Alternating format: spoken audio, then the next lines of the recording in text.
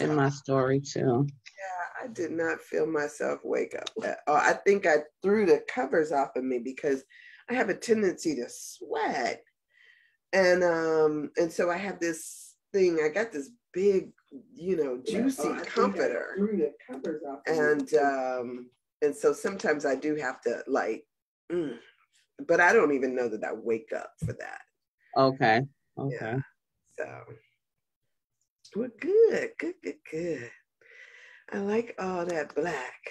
When people used to ask me back, especially in college, what's your favorite color? I was always like saying black. And people would say, are you? Yeah, black was not a color. That's what they would tell me. Black is not a color.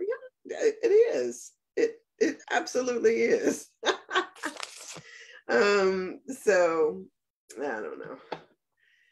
So and it's funny how people always have an opinion about your stuff, like you can't have black as your favorite color. Whatever. I don't know a lot of people who like black as a favorite color. Yeah. Black, gray, blue. Yeah, black just resonated with me. But I just appreciate color now. It's like I love the brighter the better for me. Yeah, I love the rainbows of colors. And sometimes I don't know if we had to like have a feeling, like a color represent a feeling for us, what would that be? And so yeah, I like this. Yellow is yellow and purple. Good in yellow. Really? I think I look better in like a gold, but yellow, I don't know. Is this yellow? Can you tell? No, I can't tell if that's yellow. Yeah. So I mean variations of yellow, like the gold I like variations of yellow and lavender, fuchsia. Mm-hmm. Okay. So missed you yesterday, but of course you know that. Guys too. Yeah. So we're here. Everybody weathered the storm. Amazing. Yeah. I actually had to go out and shovel a little bit yesterday. The snow is really deep, and I don't know what I was thinking. I think that it was like, it's not gonna snow that much, but it never dawned on me that once I realized that it was gonna snow that much, it never dawned on me to go outside and open up my fence. Yes. And so I had all of this snow that I had to clean off of the fence, and room enough for me to open the fence so that I can get the guy to plow it out. He came by and he was like, yeah, no, it's not like you're going to push the fence because that might ruin the fence. It's right. There's things like that I didn't even think about, but it's true. Yeah. So, wow. Anywho, so I'm excited. All right. So are you ready? Is there any pressing conversation that we need to have before we jump in? No. Okay. So good morning to you, whoever shows up. Good morning. I am so glad that you are here, and we are about to embark on this journey once again into this It Didn't Start With You. And and this is where he starts to talk about, we're in the section where he starts to talk about language. So we are still, if you are have the book, or if you're following along with us, we are only on page 10. The And introduction. yes, the introduction. And it's good, it's good, it's good.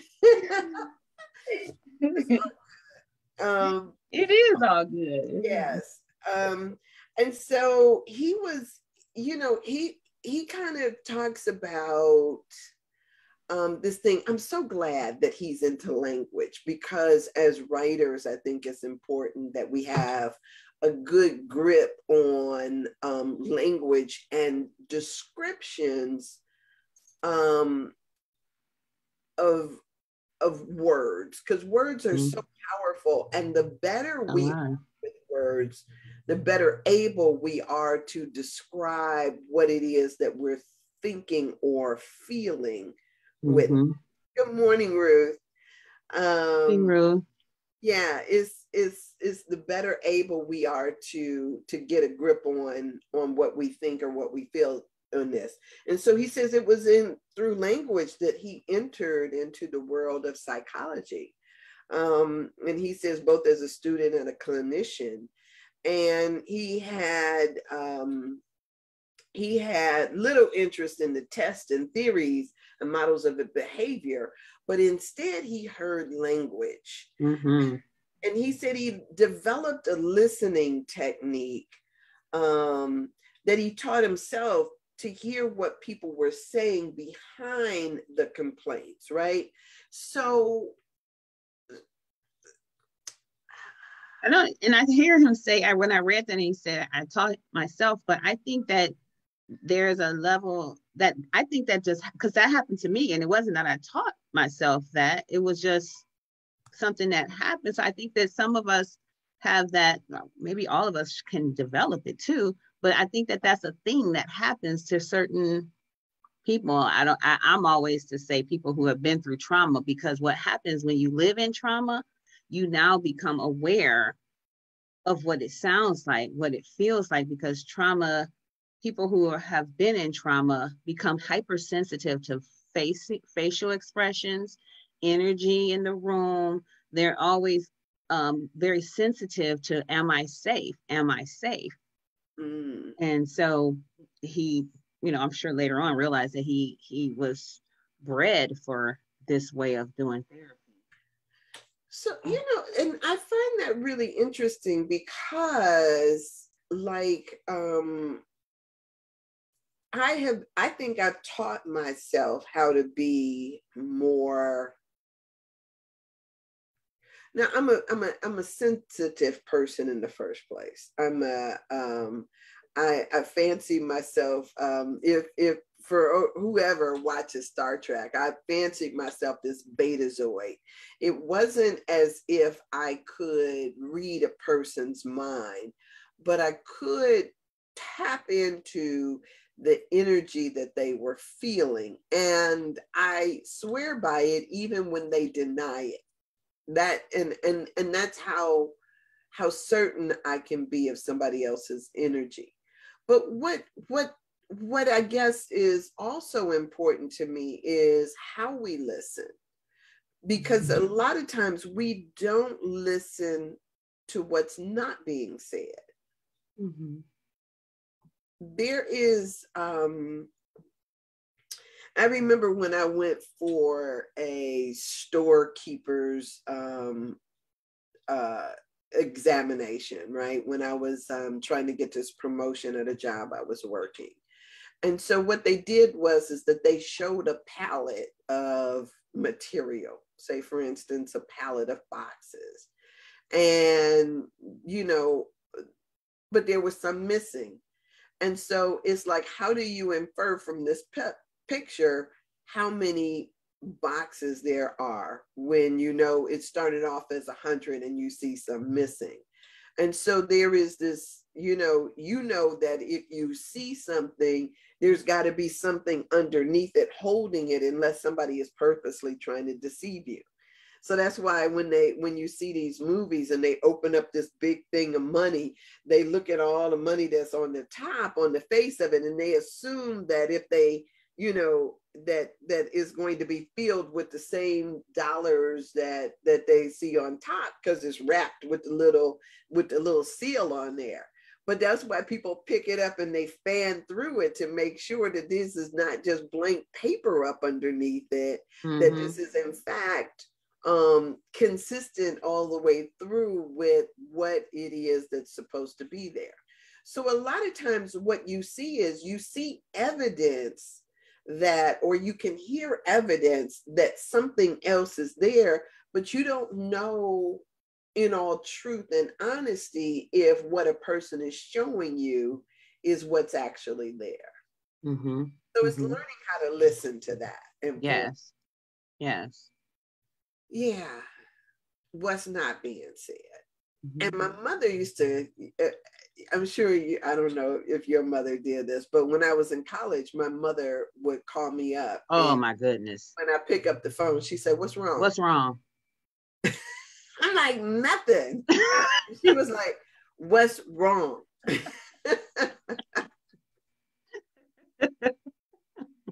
mean, it just is, you know, it's like, you just know. You don't have to have, so even when somebody says nothing, right? I don't ask that question. Yeah. That because of that, I don't ask that question. Oh, well, so what do you ask something instead? How are things going? What's going on with you? Because the reality is what's right. You can tell my brain to do that too, as opposed to having my brain pull the file cabinet of what's wrong. Well, I guess that's yeah. So I guess it's her saying to me, she knew that something wasn't right. Right? And so I don't know if she was caring about what was right. Yeah, she probably wasn't. Yeah. I say to my sons, I hear something different in your voice. What's going on with you? Okay. I feel something, you know, I say that. I just call it what it is, you know, for me. And that I'm saying because of where I come from, I just, yeah, I would be like, something, what's going on with you? And sometimes they'll own it. Sometimes they won't. Well, most times they'll say, oh, it's just blah, blah, blah, blah, blah, you know, but I'm very intentional about that what's wrong. It's not, but I was raised with that. So I get it. But too, my mother didn't have to hear my voice. My mother, she didn't need to hear your voice. I don't know if it was the pauses or the way that you breathe in, or if it was just that mother wit, but she would call me up. I could pick up the phone and say hello, and she could be like, "What's wrong?" And you just sitting there like, that's good. Am I gonna tell her? Am I gonna say? I have a friend like that. That as soon as I pick up the phone, if I'm not wherever, they will say, "What's wrong? What's going on with you?" But my mother, like, how do you know that? That's could have been a feeling, or it could have been any number of things. It could have, I don't know what it was, but that was how she would call me. Like it's an urgent thing. Like, what's wrong? And it's like, so, but I have done that too. I have woke up out of dreams and called somebody up and said, yeah, and be sitting up there like, yeah, maybe you should go check. Well, and it's good to have those type of people around. Huh? I said it's good to have those type of people around, informants. Yeah. So he said he entered through language, and he says he developed a listening technique, and taught himself how to hear what people were saying behind the complaints and beneath their old stories. So, and he's learned how to help them develop specific words to tell their stories, to talk about the origin of their pain. Because language carries a vibration. So since we are all vibrational beings, the narrative has to change in order to get a different result. Because if I could say red lamp, and it has no vibrational escrow for me. But for someone who has a trauma behind a red lamp, they have a different vibrational set point for the word red lamp, for whatever it means. And so knowing what language means to an individual is super crucial, because they're creating with that mouth. The vibrations that come with the language that we pour forward, we create with the language. We talked about the fear language. That fear language, we create with that language. Uh-huh. Yeah. So, I have to turn on this light behind me, because I was wondering why I can't see these words. Why can't I see these words? And it's because I needed to turn on that light right there. So beneath the old stories, right? Beneath the old stories that we tell ourselves. So if it's about a lamp, yeah, that's okay. That may have some type of traumatic meaning for them. But say, for instance, the old story is about, that everybody I love seems to die, or everybody I love seems to leave. And so this is not my story, but so what tends to happen is people become afraid to love, because it ultimately ends in disappointment, whether it is and then what they try to do is to insulate themselves against that. And the way that they insulate themselves against that is by just trying not to love anymore. And so if that is the old story that keeps on playing, but now what you have is you've got a desire to come out of that, because all of us, we are built for connection, we are made to connect. But whatever the fear is, the fear language, or the fear that gets in the way, sometimes we don't have a language that puts the finger on exactly what it is, exactly what we're scared of. Mm. And so sometimes I wonder if it is just that, just trying to get the nuances in the language, because whether they're leaving us because they died, or whether they're leaving us because we believe that we're not worthy of it, mm-hmm. The fact of the matter is that you got this fear that you're going to be alone. Mm-hmm. So how do we, so he said that he learned a listening technique to help him to, if it's drilled down on that particular area, on that particular topic, so that we flesh out what it is that's really at the core of things. That's the work. Yeah, that's the work. And then that becomes what then how he helps. He says, I learned to help them identify the specific words that led to the origin of the pain.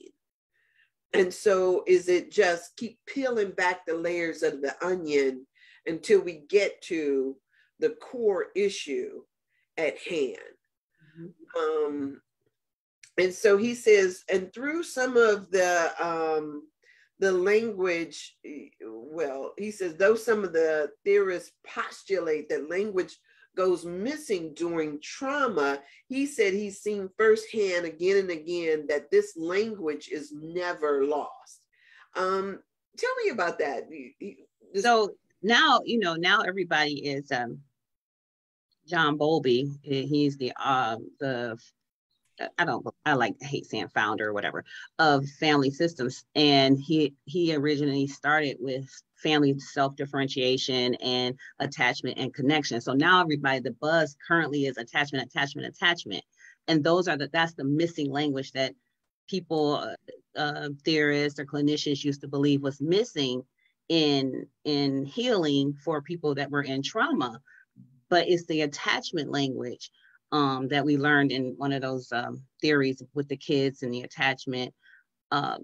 So we didn't understand attachment. We didn't understand that the language was attachment, and that's the missing language. So before we would, well, not me, but scientists would say that, oh, if somebody's traumatized, once trauma, always trauma, once an addict, always an addict. That was the language, right?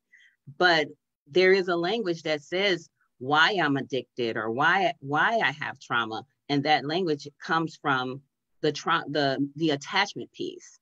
I gotta own the stuff that I couldn't own. I gotta own the fact that there was an impact that happened whenever it happened. We have to own that, but the disassociation didn't allow us to own anything. So they were saying that people who have trauma can't tell, they can't remember. There was nothing to attach it to, but now everything is attachment. And we know that people who don't attach well have attachment traumas for whatever reason. It doesn't even have to be something, we already talked about this. It doesn't have to be something mean or foul. It can just be, I'm in the bathroom, you need to be fed, I'm sick, and so I don't meet your needs right away. So now you create this insecurity about people meeting your needs. And it begins at 6 months or 4 months or 3 months. Mm-hmm. Mm-hmm. And so now you have this anxiety about people meeting your needs. And who knows, where the hell did this come from? Right. So, okay. So, and I think that's really interesting because, on a number of different levels, if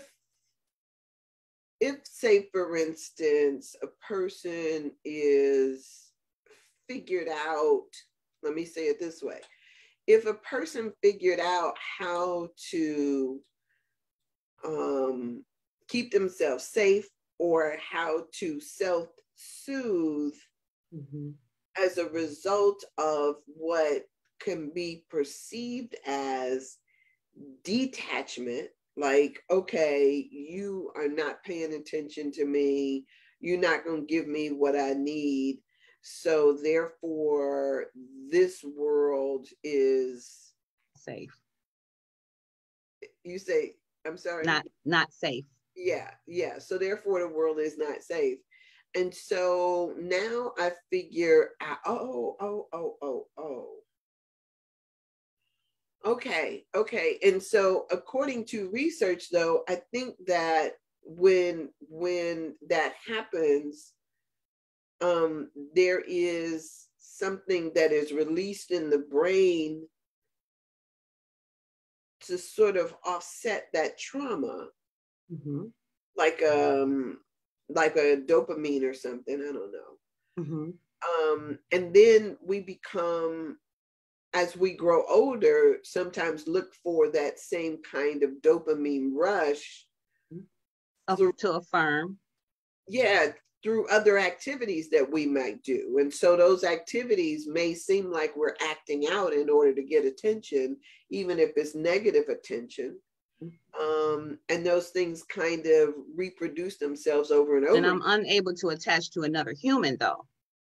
Okay. And so those people live in a paradox or a dichotomy that says that I'll just take care of myself. I'm going to work, I'm going to focus, but I'm not going to attach. But the whole time their soul selves want to attach.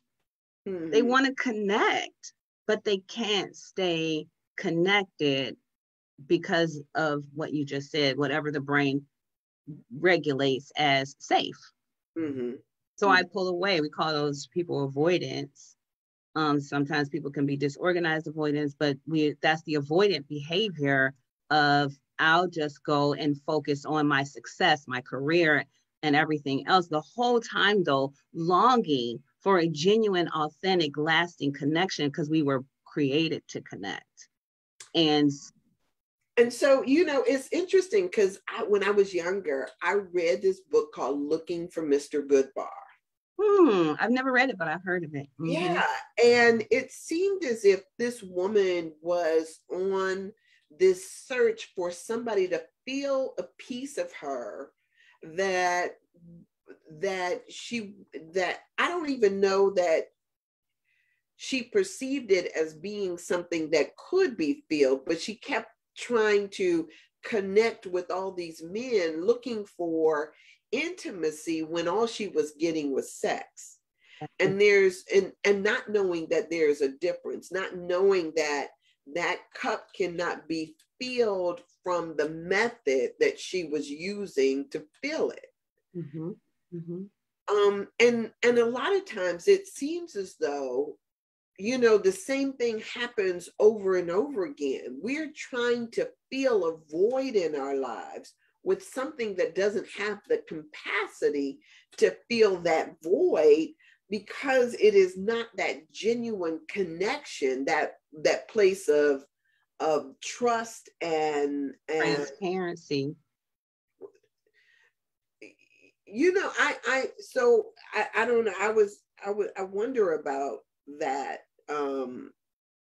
I guess I wonder about that word, because I always, you know, that's interesting to me. But they say that, you know, that even that even monkeys have this thing of, if you give them the option of having something to hold on to, they want to, you know, like little kids with baby dolls. We have this thing of, we want to embrace something. We want to, and then, and when I say I don't know about that word, because I know that what we have a tendency to do is we bring meaning to things in spite of what we may see. You could be transparent or think you're transparent with me all day long, but if in my mind I don't believe such, or I might give you a story, I got a backstory,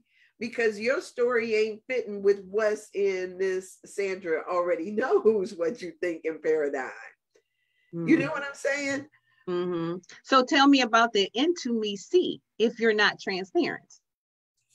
So, but people think that they are. I got a girlfriend who believes, she says to me that she talks to me and is more open with me than she is with anybody in her life. And I think, oh my God, that's sad, because you're not open with me at all.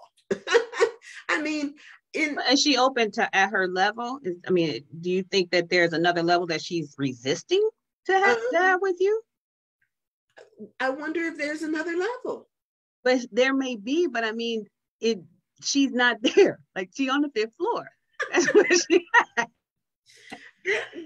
So I don't know, but I'm saying, like, if that's her level of transparency, I'm interested around the fact that she shared that with you.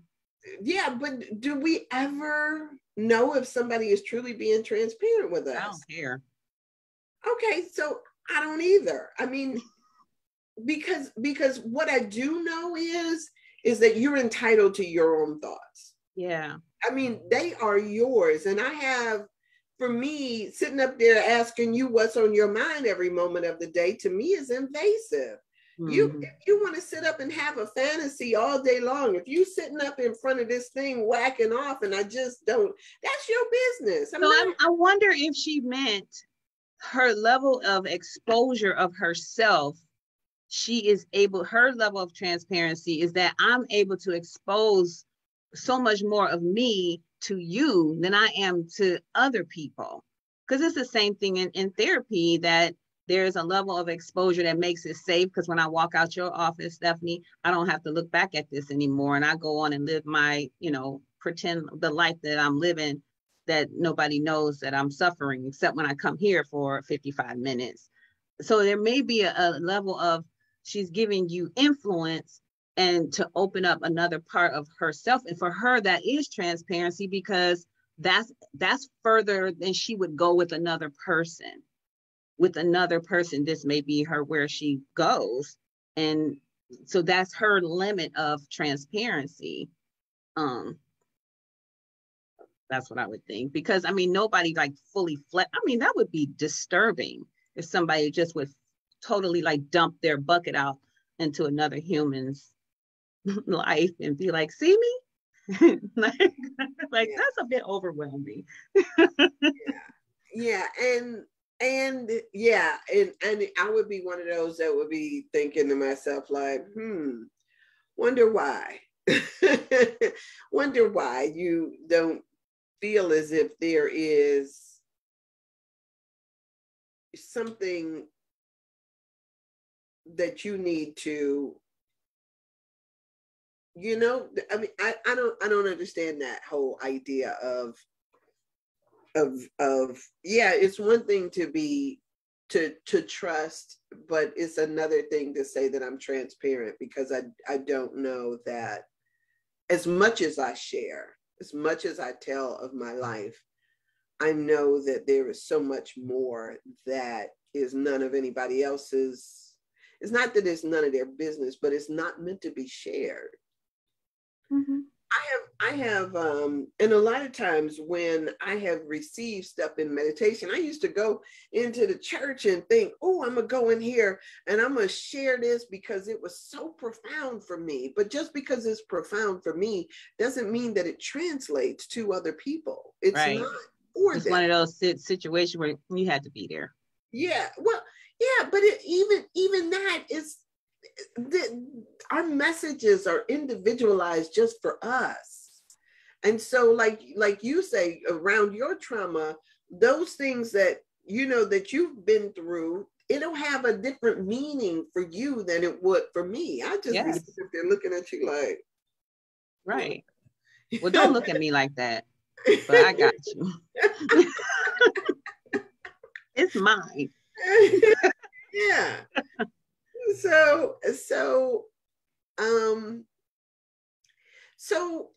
So I know that when I hear someone and they're talking to me, I can take you at your word that what you're saying is true. I have no problem with that.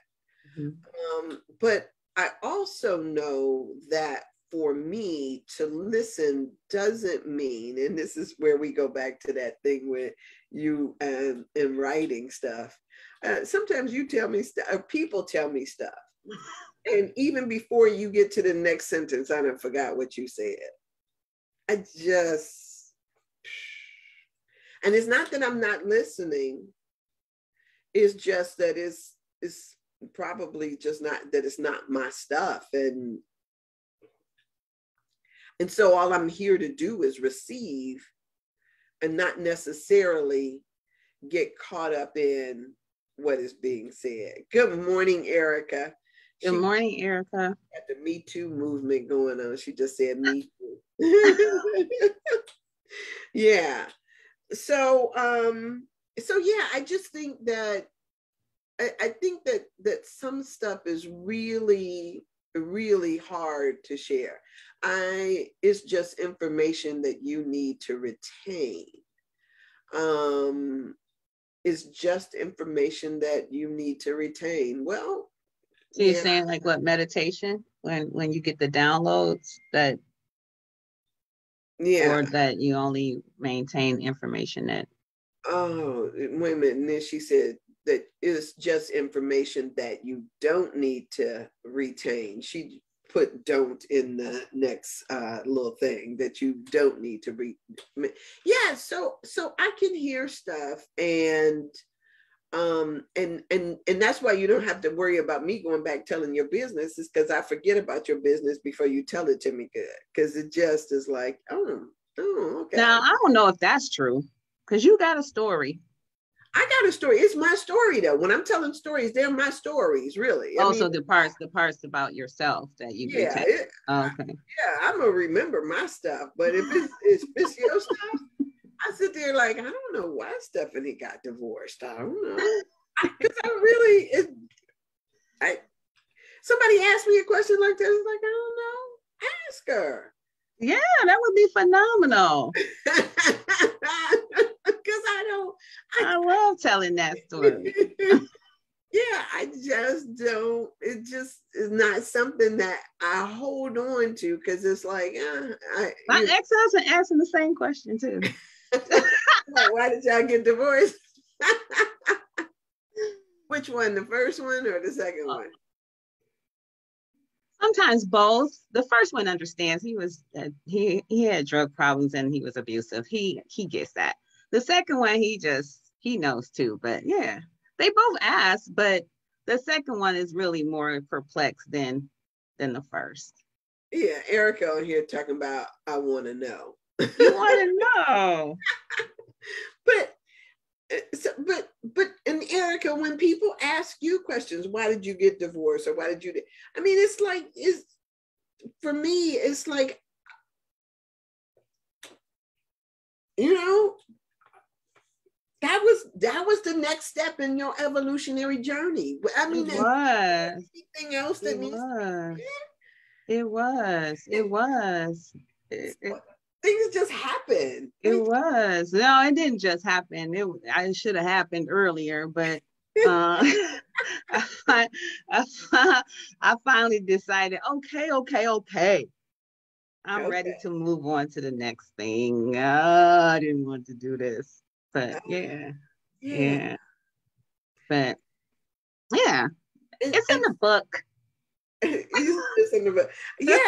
and so it's the stories I think that we tell ourselves about our own stuff. You know, I had a friend of mine who used to tell me that you're only as good as your narrative, so to speak. And he was like, so if you have a good enough narrative, anything is plausible or possible, but you got to have a narrative. And we all have one, whether we know it or not. Right, but do we? And do we create it? Like, do we say, okay, so do we create it based on the facts or based on how we want other people to perceive us? There's both. By the time you get to me, the one that you made up ain't working. Okay. And so it's like, okay, I'm ready to find myself. Please help me. Okay. This doesn't work anymore because our first narrative is the narrative that's given to us, right? Unless you have really cool parents that says, I want to know who you are, little person, show me your story. But most of the time we don't come from that place.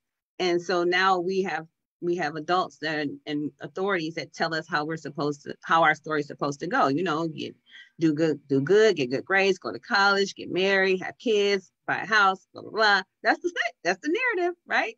Well, see, everybody trying to fit into it. Since I was always a rule breaker. I can tell you. So you had the rule breaker narrative, right? I can tell you how mine didn't stay on the track where people were telling me what I should do. Mm-hmm. Every time they told me I should do something, I can tell you most of the time I was doing the exact opposite. Mm-hmm. And if I was going to do what they were telling me I should do, I was almost resentful for it because my one girlfriend, she says that, you know, my name is Sandra D. Bishop, and she says the D stands for defiance. She made up my middle name to say that it was defiance. And so that was just who I was. It was always how I was. Mm-hmm. You say left, I go right. Mm-hmm. It just, you know. The world is made up of all kinds and all stories, you know, and we do get to switch the narrative. We can change the narrative. And that's why words are so powerful, because they set forth an intention for the journey. What we tell, the story that we tell is like, this keeps happening to. Statistics show that if I was in a domestic violence relationship, the odds are that I was supposed to do that again and again and again before I decide that that's not a good idea. That's what statistics show, right? Mm-hmm. But if I decide this ain't my story, then I get to write another story and I don't have that experience again. But I had to find out why the heck I got in this story in the first place. Like, how this brother get on my stage? Right. And we had to do the work, you know? Because, you know, I'll never forget that guy. I don't know who he is, right? If I saw him walking down the street, I couldn't tell you. I know that at the time I thought he was really attractive. I know that I thought something about him was just sexy and all of that stuff. But I never forget when he was sitting up there and we kind of like in one of these like making out things, and he's sitting up there rubbing my face and kissing my face and gonna ask me, don't you think there are times when you deserve to be hit? And I was like, oh, dude, this is like, he ain't know it, but this is going to be our last kiss. Let's just kiss and say goodbye. I was the last time I saw that fool. Don't I think I deserve to be hit sometimes? I don't care how sexy you are. I don't care. I don't care what you slanging. Yeah, boy, bye. It's done. And so, yeah, I didn't have that kind of, no, let me sit with that for a second, because I got raped by a guy who I suspected that he didn't respect me. I suspected that he didn't respect me. Do I want to say it that way? He didn't respect my no. Mm. And I did not stop going around him. Mm-hmm. Because in my mind, I was thinking to myself, yeah, that, you know, I was disregarding it. Because there was, you know, he was overwhelming. It was like, he was just so like, and I remember the first time because it wasn't like it happened like all at once. This was like romancing. And I remember the first time I got a clue, he was staying in an apartment downtown. And we were in this apartment, and I don't know what the heck was going on, but he grabbed me and he pushed me up against the wall, and I was saying, no, get off of me. And he grabbed my face and he held it and he kissed me, and then he pushed me and he said, that's all I wanted, like that. And yet I went on another date with him, because but he was always like overpowering me, like saying, I'm gonna take this kiss, or I'm gonna take this, you know, I'm gonna pick I'm gonna force myself in your space. Yeah. I'm gonna pick you up right here. I'm gonna sit you on top of this countertop because I want to kiss you now. And I could be like, get off of me and be serious. And he was just like, no. And so when he finally did rape me, it was one of those things, like I was like thinking, it wasn't like I didn't see it coming. I knew he did not respect my no. I knew that he was one that would hold me down because he had been working up to that the whole time. Grooming, what we call it. Yeah. So I'm not gonna say that I've always respected that feeling that I got, because I have like, you know, I have like done an override on that. Yeah, I've done an override and done what was not safe for me to do. And I wrestled with myself around that idea. What part of me could be in that space, see it coming, and not say. And that is really good. And not that there should be ever any judgment, because if your judgment comes from where you come from, but never that there should be any judgment. But I think that the seed of self-exploration is way better than the seed of victimhood, or the seed of that not negating what happened, not minimizing what happened, and not giving the onus to the person, the person who created the assault, who made the assault. But that taking that seed is that's the work to do.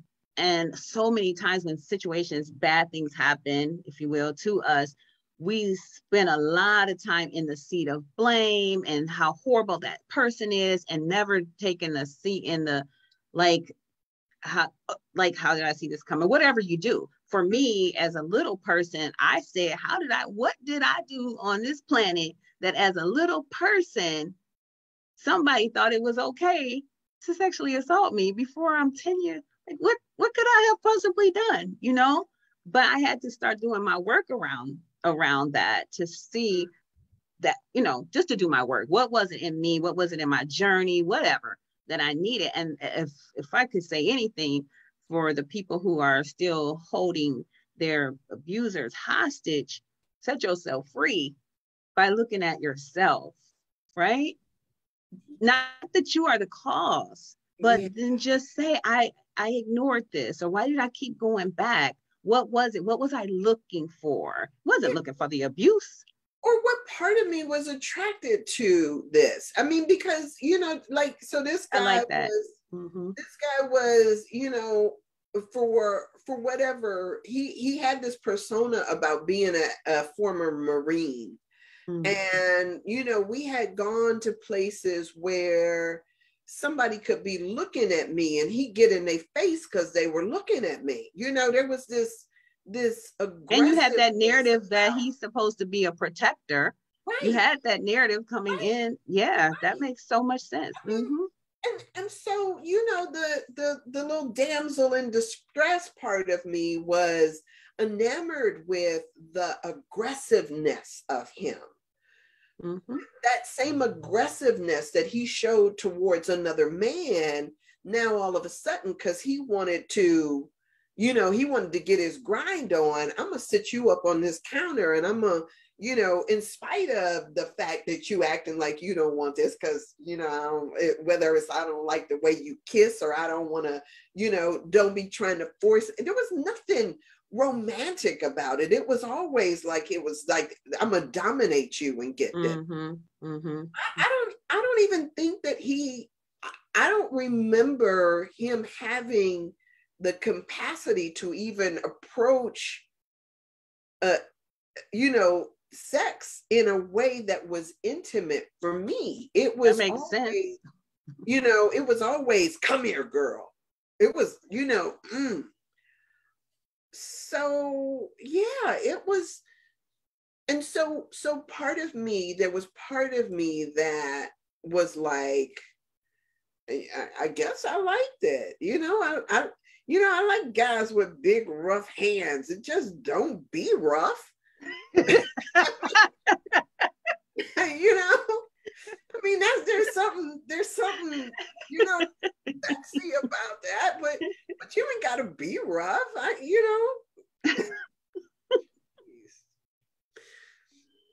So but our narrative leads us down certain paths. Yeah.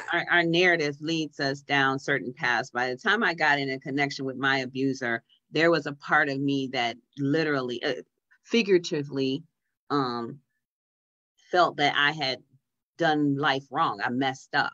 And so it would make sense. And since I grew up with whoopings, it makes sense that I would get somebody that want to put their hands on me. But just in case he's watching this, I don't want to pretend like I was a punk and he just walked all over me, because he always wants me to clarify that to my kids.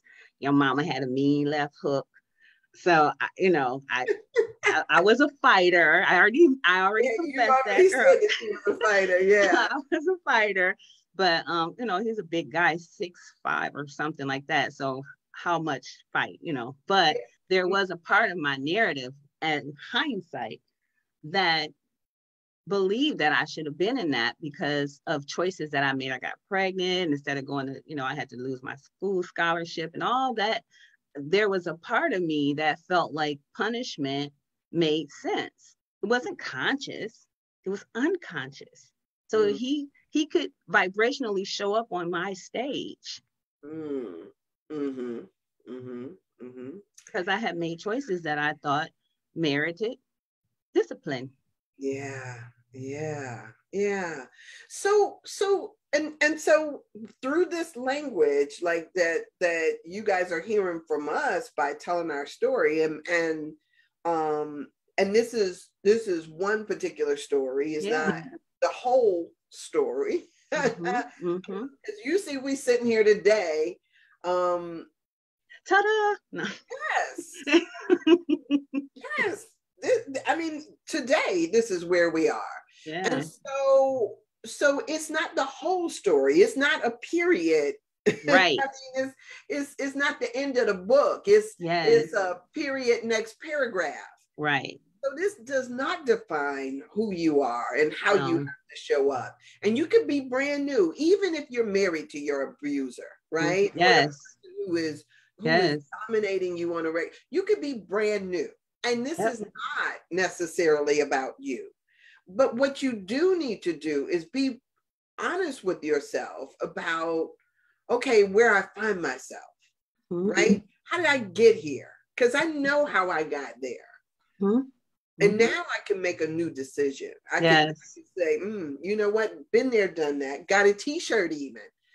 That's done. Yes. Right? Next chapter. Just like, you know, I'm not going to say just like that, but. Thank you. Because it's not. It's work. But when it's done, it's just like that. When you have closed that chapter, literally, it's a turn of a page. And it can feel like a turn of a page and be like, wow, that woman there. Yes, yes. And so that's, you know, and I have chosen to be, if with nobody else, be transparent with myself, like asking myself those questions, you know, over and over again. And what part of me values some man more than I value myself? If I was loving myself, would I put myself in situations like that again? I ask myself that question all the time. What do I deserve? Do I deserve, you know, do I need to be some hanger on in order to feel good about myself? Is who I am based on what I believe about the men that I associate with myself with? And so if I'm going to be standing on my own 2 feet, what does that look like? And it becomes this thing of, I don't need somebody else's opinion of me, whether or not I'm married to who, and all of these other things. That y'all's opinion of me does not make or break me. And so it becomes this thing of figuring out how to stand up in the world on your 2 big spiritual feet. Yes. Because we get attached for all kind of reasons. Oh, I hear women that just describe their man as he's a doctor, or he's an engineer, or he's this, or he's that. Well, but that's a narrative that they're living out. They have a narrative, one either they developed or that was given to them. And so so the question is, are you living in your own narrative, or are you living it and not in your narrative? I used to feel like, oh, well, you know, I was married all these years, so I shouldn't be wanting to be married now. I should be trying to live my single life, my single best life. But you know what? No, I was made for a relationship, and I own that today. And so now I'm just doing my life, and whoever will bring himself on the stage, and we'll be fine. But today I'm no longer having to the other end of the pendulum, because when I got out of it, then I was like, done, no marriage. I'm just gonna date, kick it, do whatever, you know, live this life. And then I was just like, yeah, no, that's not who I am. I just don't do life like that. And it's okay. So I had to do my own little work to create that narrative that says, yep, this is me. And this is who I am. This is how I'm a steady, I'm good. Like, and I'm okay with that. And where before I was judging myself, you know, and I wanted to just like go out, have fun, blah, blah, blah. And I still do, but I have an intention when I meet with people. So, but you know what my narrative around that is. Look, I tell enjoy people, the wave. Yeah, I tell people all the time that Jesus said, "Occupy till I come." Well, I'm occupying. Look, girl, I'm occupying.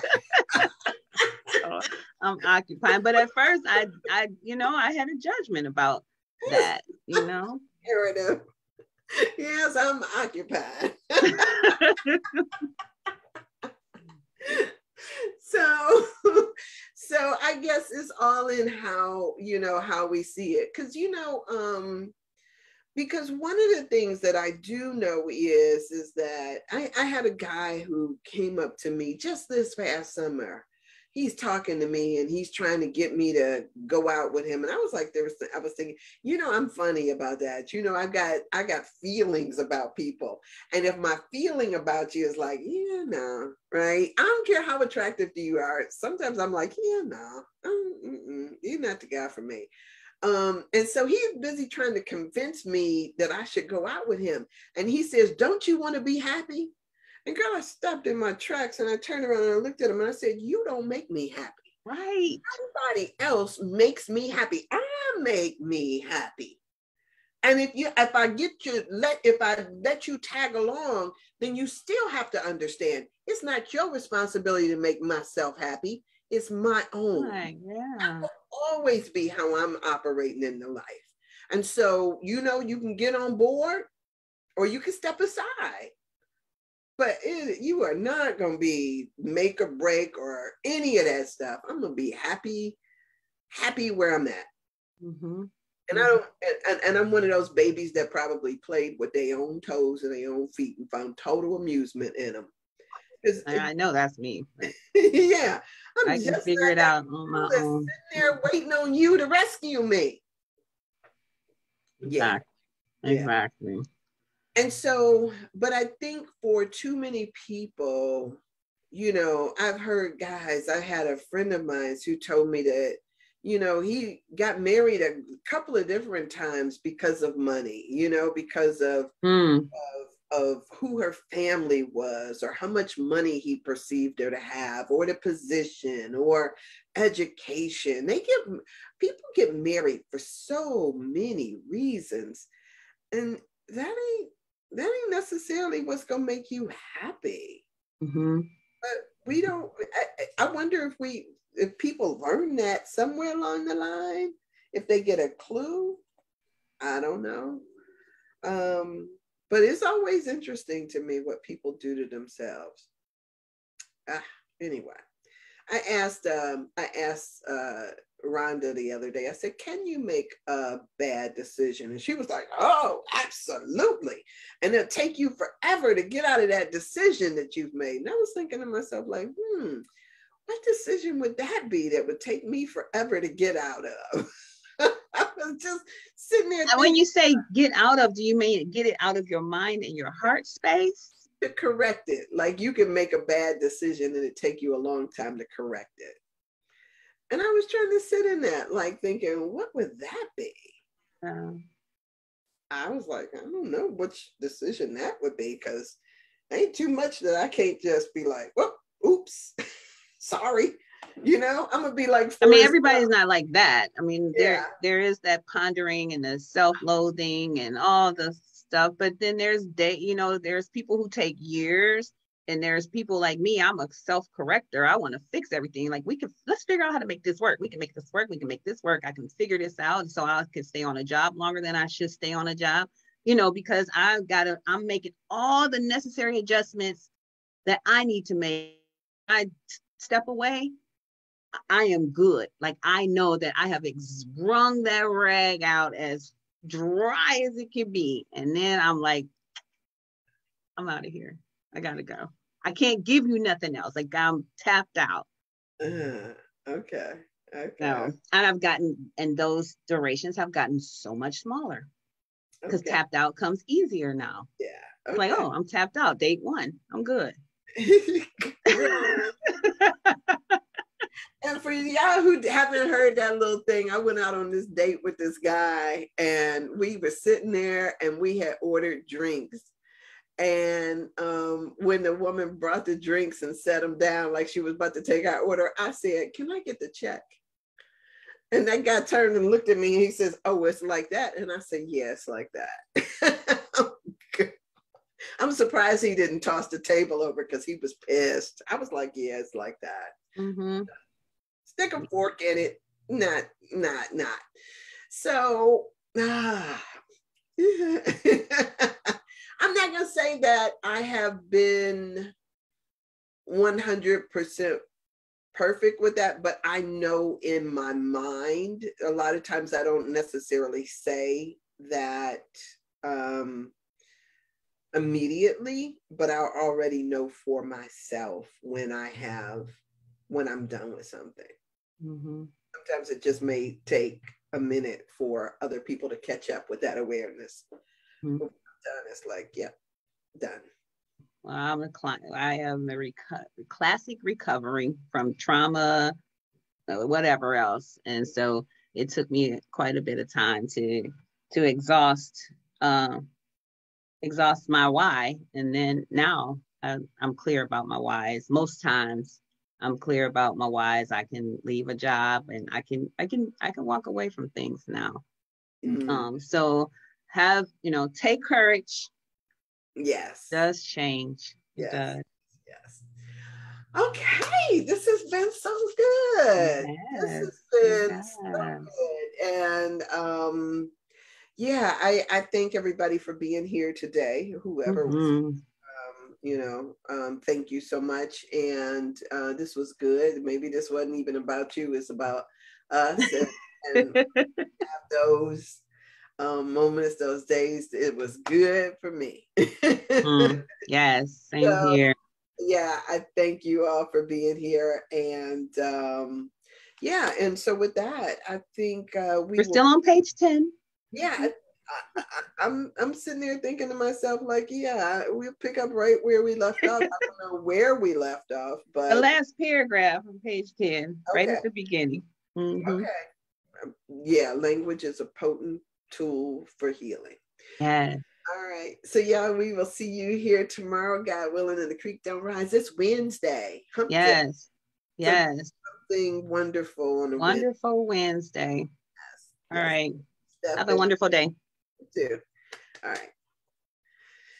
All right. So you guys, yeah, we're going to do a monthly group session here, and we'll talk about that later on in the month. And because we did ours for this month, and it was so good, so good, so good. So so with that, we're out of here. I appreciate you. I adore you. I love you. I thank you for this. For coming on along with us on this journey, because this is as much about us as it is about anybody else. And so we're just doing the work. All right. So there you are. Have an amazing and wonderful Wednesday. And I wish you sunshine and blue skies always. Even when you don't get it, know that it's there. It's there for you. All right. So with that, I'm out of here. All right. Have an amazing, wonderful Wednesday.